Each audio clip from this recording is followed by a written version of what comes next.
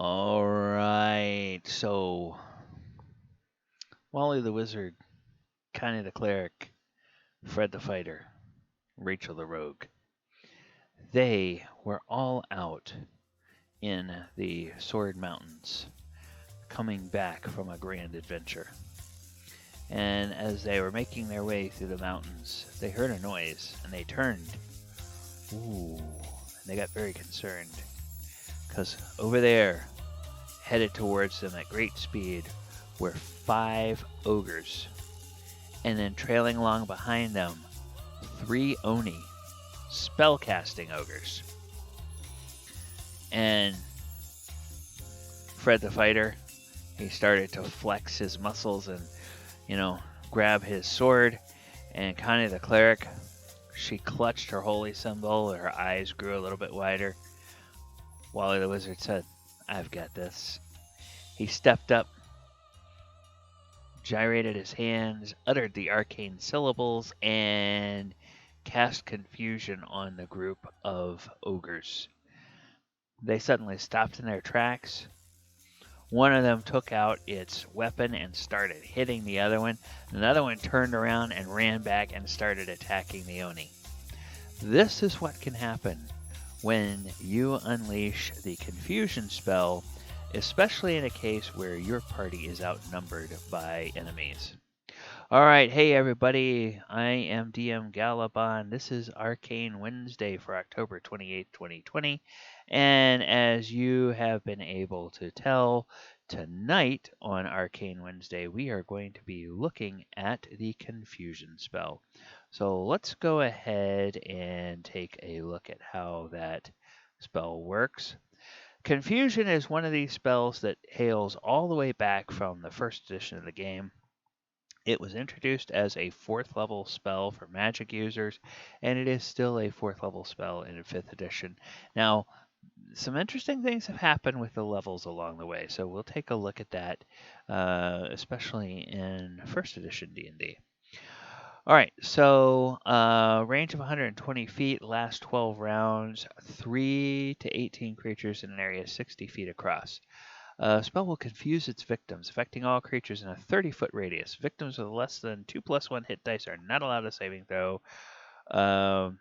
The ones with 2+1 hit dice or more make a saving throw versus spells every round of the duration that they remain in the area or they are confused. And confused creatures act randomly, and you roll a 2d6 and you find out what happens. So they either attack the spellcaster's party, they do nothing, or they attack their own party. Pretty simple, pretty basic. What happens in 1st edition. Now, okay, let's do this. So, they, let me point out something here. The spell was a 4th level magic user spell in 1st edition.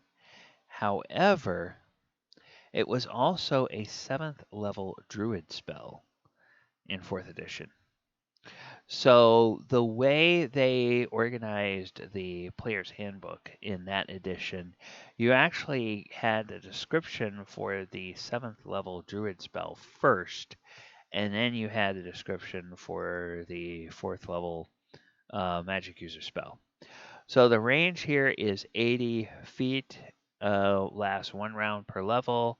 Area of effect is 40 by 40 feet, and it causes confusion within 1 or more creatures. You roll percentile dice, and it wanders away for a turn. And remember, a turn is 10 minutes. So you effectively, if you get a 1 through 10 for a creature, you've effectively taken it out of a fight because it's just going to go off and, it's not going to know where it is 10 minutes from now after it just wanders away. So, spell lasts for 1 melee round. For each level of experience of the caster, it will affect 2 to 8 creatures, plus a possible additional number of creatures. How do you determine that? You determine that by subtracting the level or number of hit dice of the strongest opponent creature within the spell level range and area of effect from the level of the druid who casts a spell confusion. Run that by me again? Okay. Real world example. 17th level druid. The highest number of hit die creature in that area is a 10 hit die creature. So you subtract 10 from 7, or 10 from 17, you have 7 left over. So it's 2d4 creatures plus 7. That is what that means. Very, very complicated way of saying that. Okay, all creatures affected will be those closest to the druid within the area of effect. Each affected creature must take a saving throw each round unless they are caused to wander away for a turn, in which case it will go as far away from the druid as possible in 1 turn of normal movement. All the saving throws are at -2. Confused creatures act according to the table, but saving throws and actions are checked at the beginning of each round. Okay, now that's an interesting thing. In 1st edition, you always rolled saving throws at the beginning of the round. In 5th edition, you roll at the end of the round. All right, so player's handbook, I'm sorry. So this was the 7th level druid spell. Now the 4th level magic user spell, a little bit different because the range is 120 feet and the duration is 2 rounds plus 1 round per level, and it affects a basic 2d8 number of creatures. You don't have that whole calculation of the subtracting the hit dice from the level of the caster. All right, so confusion. Spell causes confusion. It's again a 4th level spell for magic users. 2 rounds plus 1 round per level. And in this one, they didn't bother giving it to druids. These creatures are allowed saving throw versus spell versus -2's penalty, wander away, stand confused, attack nearest creature, or act normally, based on a roll of 1d10. And everything else. Now they do give this whole big long paragraph at the end where it's helpful suggestions for the DM if there are a large number of creatures affected. Basically what that is, okay, you don't want to sit there rolling dice for these stupid creatures all night, so here's some things you can do. Confusion. In 3rd edition, for bards at level 3, sorcerers and wizards, 4, and trickery domain at 4. Duration is 1 round per level, and all creatures in a 15-foot radius. And once again, we're back to percentile dice. Attack caster with melee or ranged weapons. Attack normally, do nothing but babble incoherently, flee away from the caster, or attack the nearest creature. And then, just like if it can't do anything else, a confused creature will babble incoherently. 4th edition, confusion. Now this is the only edition where it doesn't have a random effect. It's a wizard encounter power at level 27. So you magically compel an enemy to attack its nearest ally. And it deals 3d10 plus intelligence modifier psychic damage. And on the target's next turn, you control its actions. You move it a number of squares equal to your Wiz modifier, and then it makes a basic attack against its nearest ally.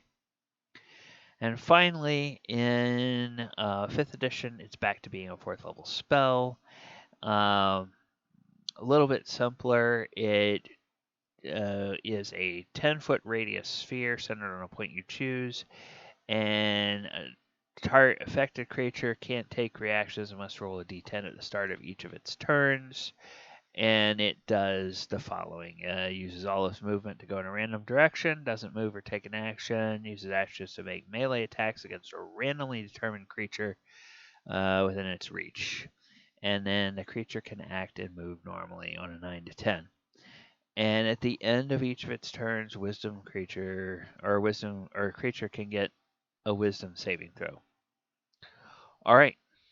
Well, that is going to do it for our discussion of the confusion spell.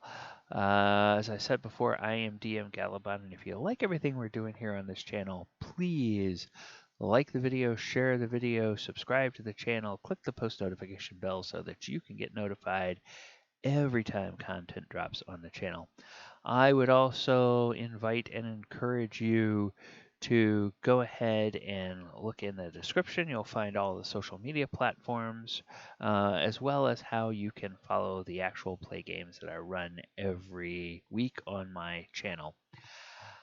Last but not least, in the comments below, if you have interesting stories about the confusion spell, whether you cast it in a game or whether you saw it cast in a game you were playing, or whether you were a player or a DM, I'd really like to hear about your stories of the confusion spell.